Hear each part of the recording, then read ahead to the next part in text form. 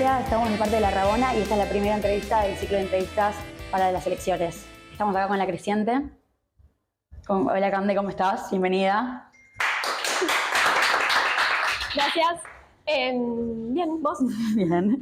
Bueno, contame un poco quién sos y por qué estás acá. Bueno, soy Candelán. Fui interina 3 veces del turno tarde. Soy candidata a secretaria general por La Creciente, la lista 10. Y nada, estoy acá porque me invitó La Rabona para contar un poco qué es La Creciente y de cara a estas elecciones un poco cuáles son nuestras propuestas, calculo. Bueno, dijiste que militas en La Creciente. ¿Qué es y por qué la elegiste para militar?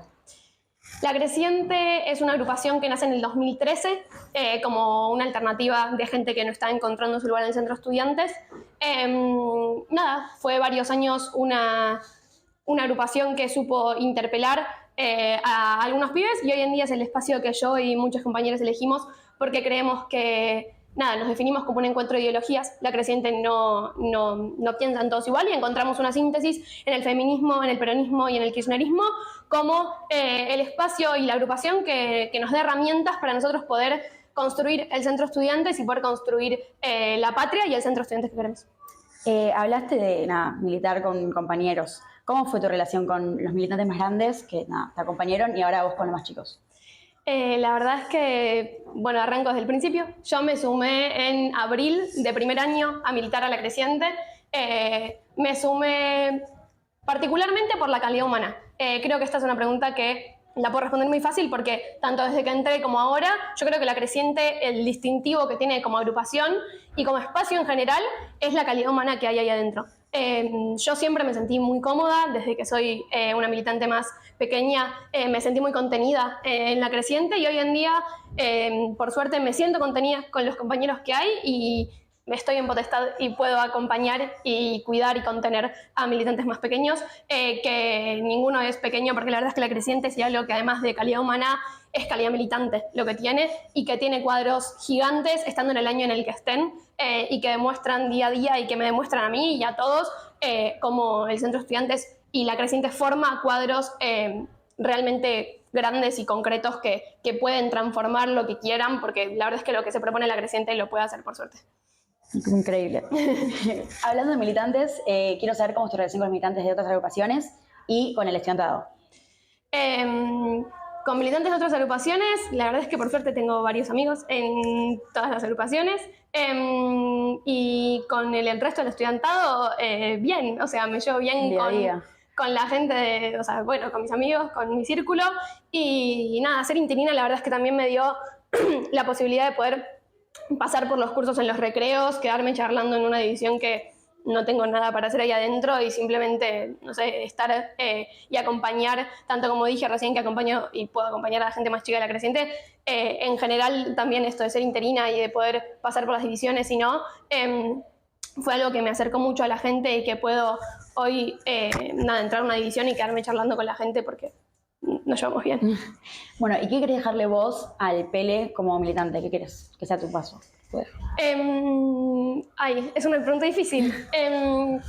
Yo individualmente, la verdad es que no sé, me parece que si hay algo que entendí al empezar a militar en una organización como es La Creciente, es que quizás el legado es un poco más colectivo. Me es más fácil decirte qué le puedo dejar a La Creciente, porque sí es algo quizás un poco de que justamente las individualidades construimos un conjunto, pero creo que al estudiantado me encantaría dejarle al Pele un centro de estudiantes que funcione, que les sea útil, que les dé las herramientas y dejar yo las herramientas en los lugares en los que paso para que la gente pueda mejorar, aunque sea un poco su cruzada y herramientas concretas, que me parece que es lo que hoy en día necesita la gente.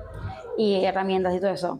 ¿Qué querés hacer? Tipo, ¿qué cambios tenés que haya en el Pele? ¿Querés ver? Es muy abierta, o sea, tengo muchas cosas para responder de acá. En cuanto a cuestiones más concretas, me gustaría quizás que la gente pueda discutir todo lo que se plantee. La verdad es que, nada, estamos en un momento en el que la desmotivación en cuanto a la vida es muy grande y que se ve en la política por ende y que es algo que nada, que pasa afuera y pasa dentro del Pele y me encantaría que sí soñando qué es lo que podría tener el PL mejor, que las discusiones funcionen, que la gente esté informada, que encontremos justamente esas maneras que estamos buscando hace años para que al estudiantado y a la gente en general le pueda servir al centro de estudiantes y que les den ganas de participar y que realmente sientan esa frase que quizás es tan cliché de que el centro somos todos, la sientan propia realmente y que es algo que suceda efectivamente. Fueron conducción 2 años seguidos. ¿Qué aciertos vieron y qué cosas tienen que cambiar y qué fallos hubo desde tu agrupación y desde el octubre? Fallos desde octubre, no sé, o sea, no sé si los puedo responder. Me parece que además fallos individuales de las agrupaciones, no sé si puedo nombrarlos mucho porque la verdad es que haber estado enfrente de 2 años fue algo que hizo que construyamos en conjunto justamente. Me parece que voy a empezar por los aciertos. Si voy desde atrás para adelante, creo que el primer acierto que hubo como conducción fue el 23 de abril del año pasado. Que las discusiones y la manera de reaccionar que hubo ante el conflicto universitario fue a la altura y fue realmente contundente ante la situación. Todo el año pasado empezamos a innovar y a tratar de reestructurar algunas cosas del centro de estudiantes y sentar las bases para que este año podamos empezar a ajustar otras cosas y empezar a probar desde otros lados. Me parece que este año el acierto más grande que hubo y que la verdad es que la considero una victoria estudiantil enorme, es haber hecho que los docentes tengan elecciones del Consejo de Convivencia, para que ahora, de hecho ahora esta semana, deberíamos asumir los consejeros, porque soy consejera de convivencia electa, aunque nunca asumí ni hice nada, porque nada, estuve pasando por las aulas y bla, pero nunca hubo algo para resolver como consejera ante un consejo que no funcionaba. Me parece que ese es el acierto más grande de este año porque fue ir todas las semanas, todos los días a rectoría a hablar, a pedir que tengan las elecciones y efectivamente lograrlo es algo que hace años que se viene pidiendo. Yo me acuerdo de 2022 cuando entré, que la creciente también era conducción y que ahí era algo a lo cual charlar y que también iba en primer año a hablar con Ana a pedirle que los docentes tengan elecciones. Así que por un lado eso me parece que es como el primer, como el panel, el pilar más fuerte de este año. Y después, nada, de este año me parece que la respuesta que tuvimos como centro de estudiantes al conflicto de Cristina fue muy rápida y que eso me parece que es algo que se nos criticó mucho y que yo estoy de acuerdo en que hay muchas veces que, nada, nos cuesta como CECAP en general reaccionar en el momento a algunas cosas, que nada, también implica tener las discusiones previas, pero la respuesta a ese conflicto me parece que estuvo bien y que fue también en el momento que se nos pidió. Y en cuanto a desaciertos, me parece que, nada, hubo muchos. Acá no voy a venir a decir hicimos todo perfecto, sino, nada, hubo cuestiones generales, me parece, más que algo concreto de decir, bueno, en esta jornada tal persona no vino. Cuestiones generales que me parece que tienen que ver un poco con la época y que, nada, no voy a borrar la responsabilidad que tuvimos como conducción, de que hubo discusiones que no se dieron lo suficiente, que no estuvieron tan bien planteadas, quizás, nada, tengo recuerdos de algunos temarios que la respuesta es no están funcionando y que no estamos logrando encontrar como por ejemplo los temarios de delegado funcionen en las ediciones, que es algo que desde que entré al PL de nuevo, nunca funcionan, o sea, hay algo de que están mal estructurados y que no estamos logrando resolverlos, de que las asambleas siguen sin funcionar, de que nada, implementamos la reunión del CECAP y tratamos de traer alternativas, pero que igualmente las asambleas siguen vacías, la gente no va, la gente no escucha, está la gente con el celular mientras hay algunos compañeros hablando enfrente y es algo que, nada, a mí particularmente me angustia y que creo que es de los objetivos a cumplir si la Creciente gana estas elecciones. ¿Qué propone la Creciente y por qué la tienen que votar?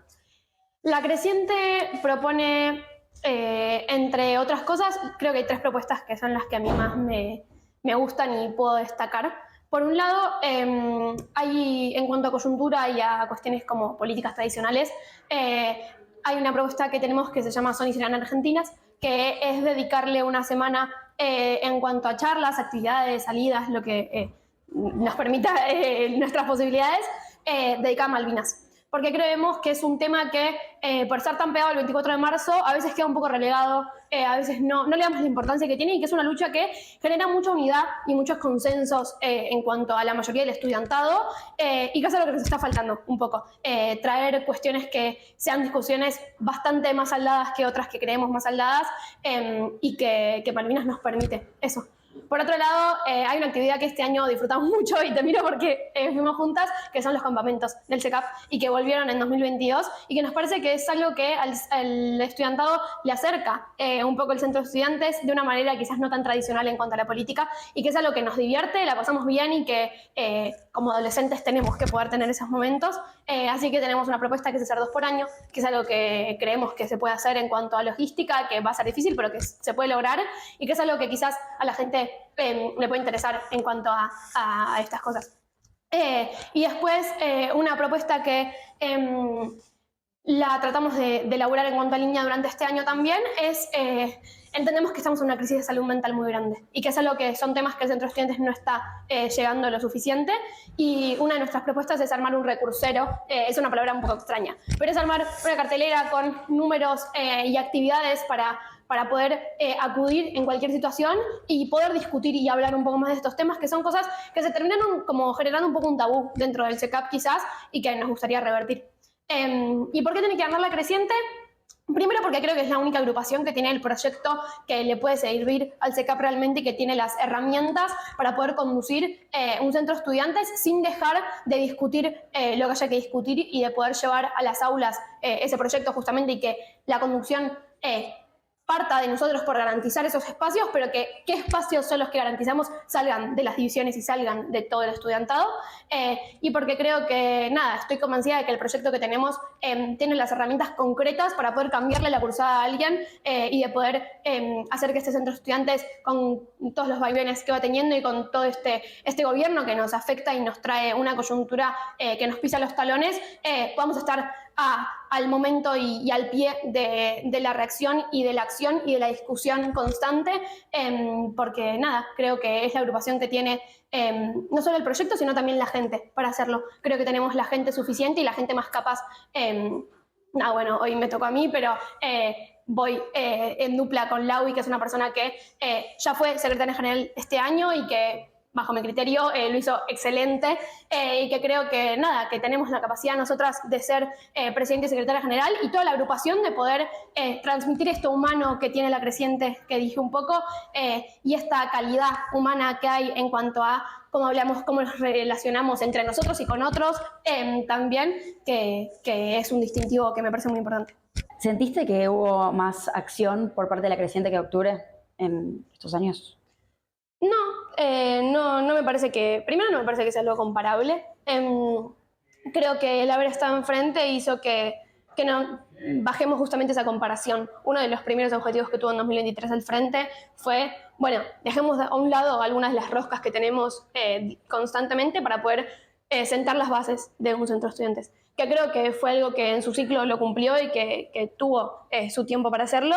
No creo que la Creciente haya hecho más acciones que Octubre, porque, de nuevo, no sé si es algo como comparable, como tan en números, si se quiere. Pero nada, yo sí siento que la militancia de la Creciente es la que a mí más me interpela, entonces siento que las acciones que tiene la Creciente individualmente me llaman más, claro, y me llegan más a mí. Me diste el pie justo para hablarte de como la unión. Ustedes dijeron hace 2 años, en las primeras elecciones, que se unieron por el contexto nacional, porque la única manera de pelear contra las nuevas políticas era unidos. ¿Qué pasa ahora que eso que se arregló se rompió? Arranco quizás por qué se rompió el Frente, que no sé si está después esa pregunta, pero me parece que explica un poco todo esto. El Frente se crea en 2023 porque el contexto nacional un poco le demandaba, pero también porque lo demandaba el contexto interno. Había algo de que mi análisis en general del centro de estudiantes y de la política estudiantil es que la gente se aburre muy rápido. Nosotros somos una generación que se aburre muy rápido de todo, y incluye en eso la política. Dopamínica. Dopamínica. Hay profesores que dicen que tenemos 14 minutos de atención. Por ende, en 2023 el Frente se veía como algo novedoso. era algo nuevo, era algo que no se había visto antes, por lo menos de la gente que estaba cursando en el colegio. En que justamente, nada, se vio en las elecciones como más de 1000 personas confiaron en ese proyecto porque era algo nuevo. Al año siguiente también lo vimos con los resultados de que bajó esa convocatoria porque dejó de ser algo tan nuevo como el año anterior, pero seguía siendo algo distinto. Yo creo que hoy lo que pasa con el Frente es que a la gente le dejó de servir como recurso político. Que el Frente, al fin y al cabo, fue un recurso político para que a la gente le interese y se pueda levantar la cabeza en situaciones que quizás no lo estaba haciendo. Y quizás hoy llevarle la contra al gobierno nacional y al contexto nacional en general demanda una unidad más real que la que hoy plantea el Frente, porque hoy no estamos en 2023, que habían 3 listas históricas y algunas que iban fluctuando, sino que hay 9 listas que se presentan a la elección y que, nada, estamos viendo en los pasillos, en las aulas, que la gente, de nuevo, le dejó de servir este recurso porque no están sintiéndolo tan propio y tan cercano. En época de elecciones se suele hacer pasadas para informar y para marcar la posición de la agrupación. En las elecciones del 26 no se vio mucho movimiento de las agrupaciones. Y se habla mucho también de la despolitización que hay y cómo hacer para cambiar esto. ¿Qué pasa con las agrupaciones y la política actual y cómo hacen para traer de nuevo a la cancha esto? Me parece que hay varios puntos por acá. Por un lado, hay una realidad que a mí me angustia, pero que la veo mucho, que es que vos pasás a un curso a hablar de qué les gustaría y la respuesta a muchos es coyuntura. Yo, en septiembre fueron más o menos las elecciones interinas. Y yo pasé por los 25 cursos de la tarde sola como individuo a preguntarles qué era lo que querían, ¿no? Porque una de mis propuestas fue pasar por las divisiones, bla, no importa. La cosa es que la pregunta era qué preferían, de hablar de cosas internas del pelo o de hablar de cosas externas de coyuntura nacional. Estaba bastante dividido, la verdad, pero en la mayoría había alguien que te pedía coyuntura nacional. Sí. La manera quizás de, no sé si de resolverlo, pero de ver lo que tengo es que uno pasa a un aula a hablar de coyuntura nacional y la gente automáticamente agarra el celu. Es mucho más automático que cuando hablamos de cosas internas. ¿Por qué? Porque hay una cuestión del individualismo de la época que nos trae a todos los adolescentes, de que cuando algo no nos toca en lo personal, ni siquiera voy a decir en lo cercano, en lo personal, tan claramente como por ejemplo puede haber sido el 23 de abril, que la gente veía que la UBA se iba a cerrar. O sea, había una publicación por todos lados de la UBA de estaba alerta, se está por cerrar la universidad, y ahí es cuando la gente levantó la cabeza. Y quizás es un poco redundante que siempre volvemos a esa época de cuando fuimos más de 1000 personas en una marcha, pero es que es algo que a mí me sigue sorprendiendo que haya sucedido y que lo tomo como ejemplo para volver a estas cosas. Una de mis contrapropuestas como interina, que igual no me parece centrarlo ahí, fue armar textos que hoy en día la gente se me acerca y me dice, che, me están sirviendo, porque son textos que lo que tienen es un resumen de 2-3 semanas de la coyuntura, con notas. Porque muchas veces lo que nos pasa es que nos queremos informar. Quizás las pasadas lo que tienen es marcar mucho tu posición ante una situación, ¿no? Y a la gente hoy en día no le interesa tanto escuchar tu opinión sobre la política. O sea, sí, yo puedo acá venir a hacer mi análisis de lo que está pasando a nivel nacional y seguramente haya alguien que me diga, che, no estoy de acuerdo, no sé qué, en Discutamos Coyuntura se ve que se pone a hablar la gente. Sí.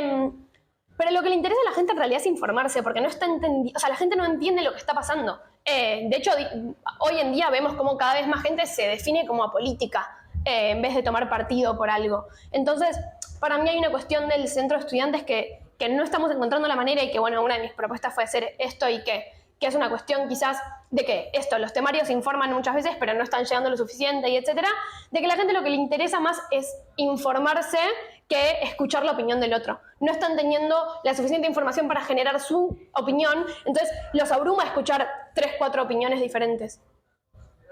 ¿Qué puntos importantes te llevas de las tomas? ¿Qué cosas hay para cambiar y qué cosas salieron bien? ¿De este año? Sí, de las tomas de este año.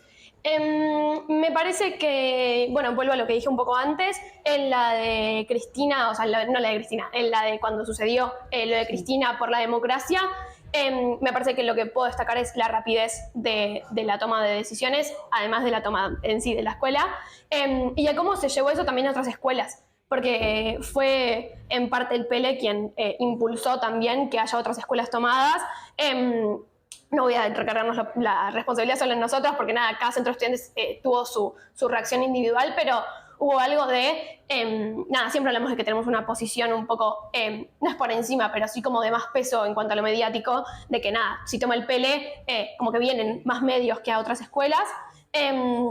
Me parece que eso fue algo muy importante.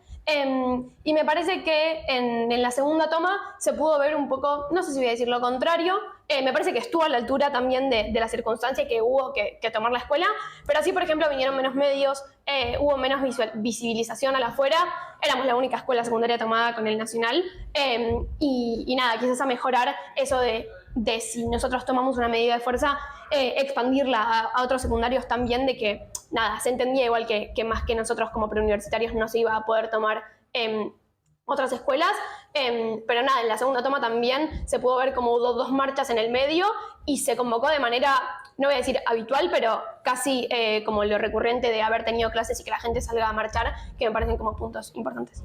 ¿Y qué opinas de la extensión de la toma? De esa asamblea que fue dividida en 2 partes. Bueno, me acabo de guardar la foto. ¿Qué foto?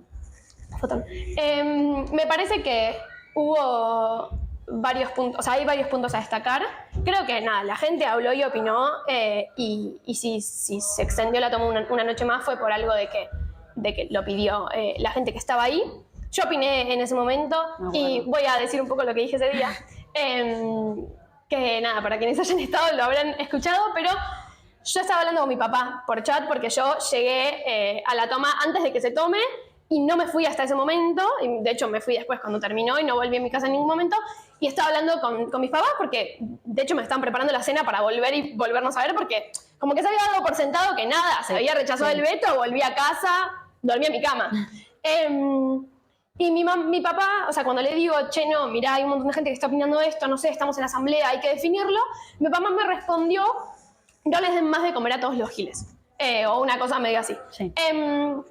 Que me parece que es un análisis con el que comparto de esa situación, porque en parte yo creo que, por suerte, fue una toma no tan mediática.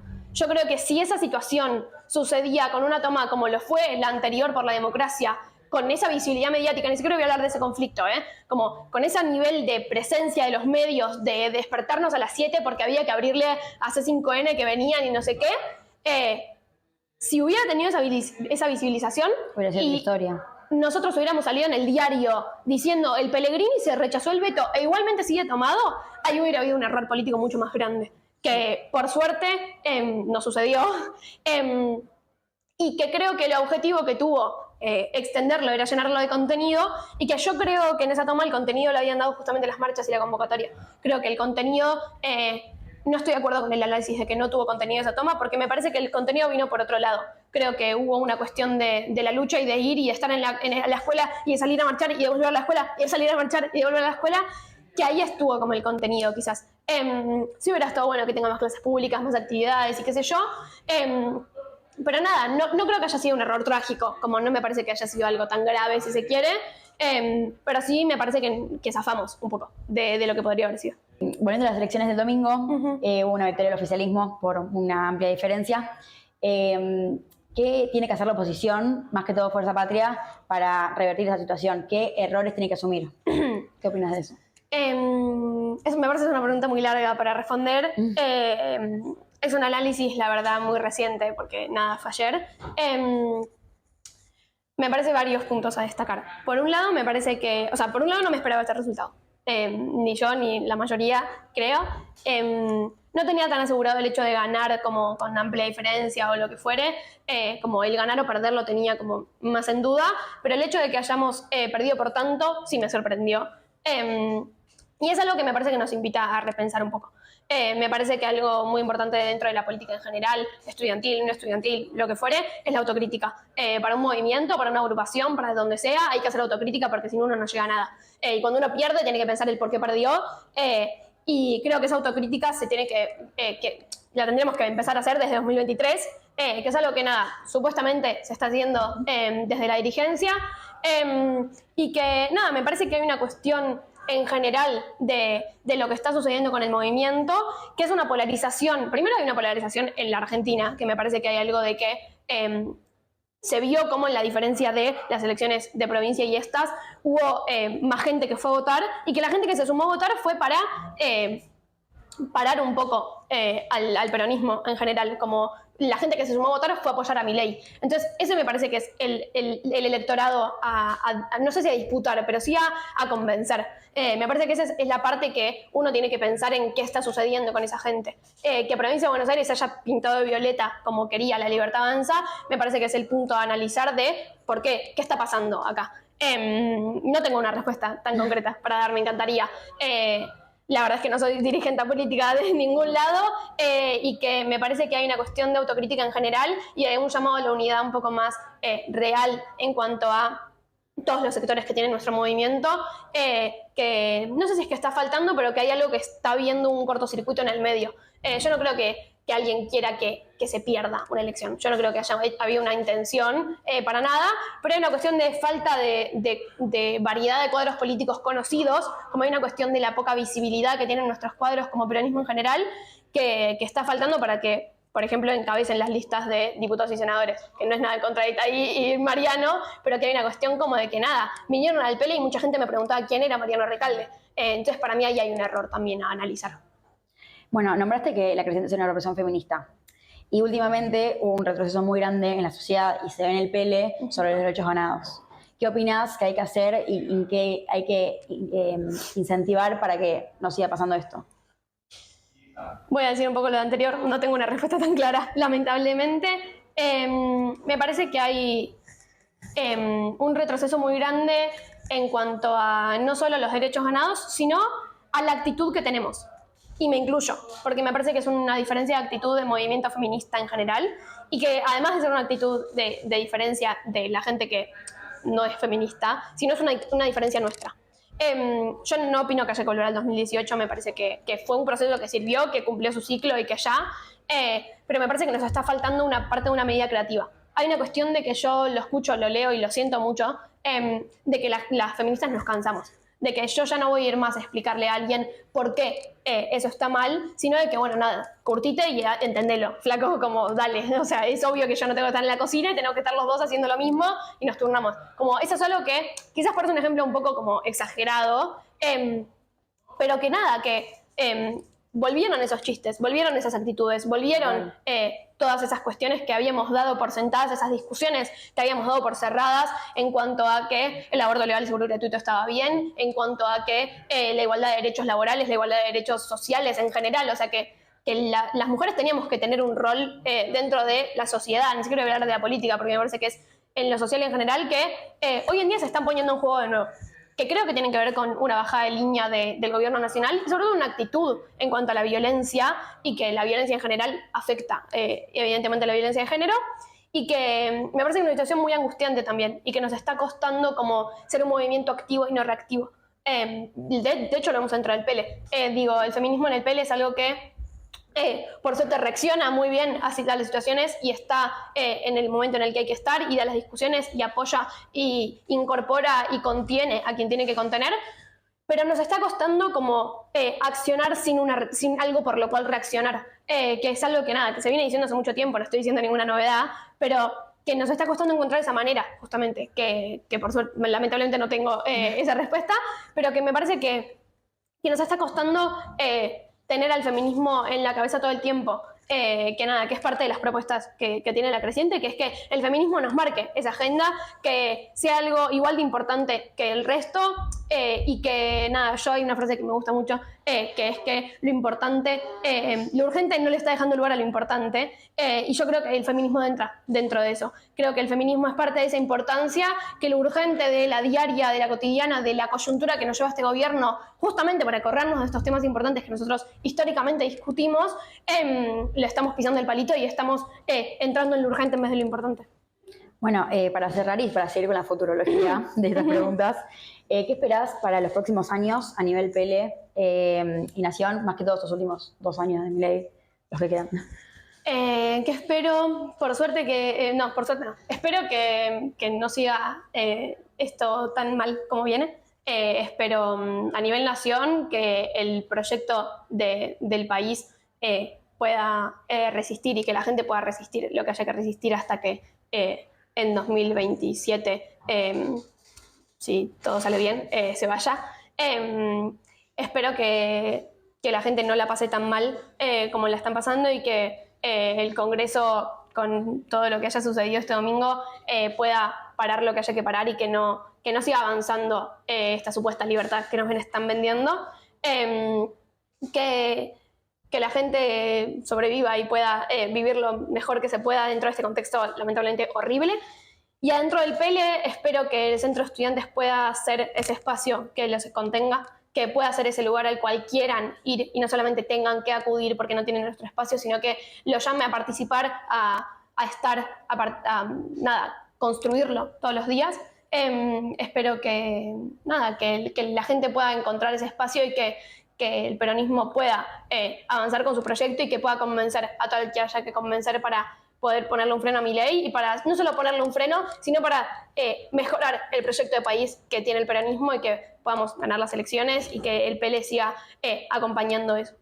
Bueno, muchas gracias, Cande. ¿Querés decir algo para cerrar? No, nada, me parece que gracias por invitarme, gracias a quienes estén viendo esto y nada.